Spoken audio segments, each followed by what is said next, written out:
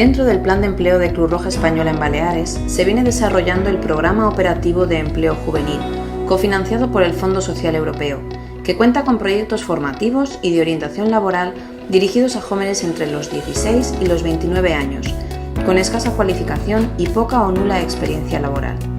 Durante los años 2016 y 2017, el programa ha permitido atender a 230 jóvenes en la ciudad de Palma, con los que se han trabajado sus competencias sociolaborales, orientándolos en los recursos y herramientas básicas necesarias para la búsqueda activa de empleo.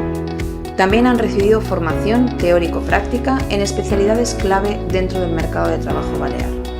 Trazamos junto con la persona su propio itinerario, fomentando la autonomía individual, la toma de decisiones y el desarrollo y fortalecimiento de las competencias personales.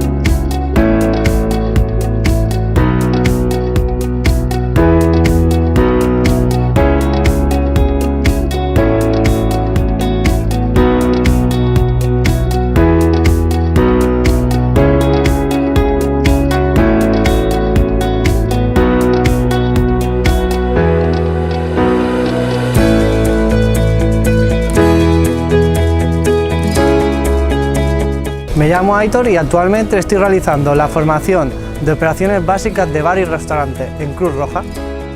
Este curso consta de diferentes módulos formativos, como prácticas no laborales, que es donde me encuentro ahora. Espero que esta formación me ayude a mejorar mi currículum y me abra puertas en el mundo laboral. A través de una orientadora me dijo que había un curso de operaciones básicas de restaurante y bar.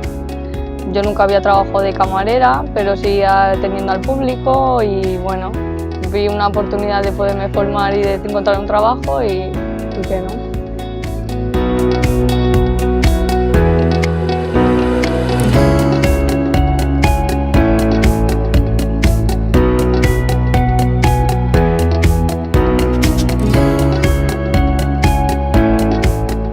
Ser diferente no es un problema, el problema es ser tratado diferente.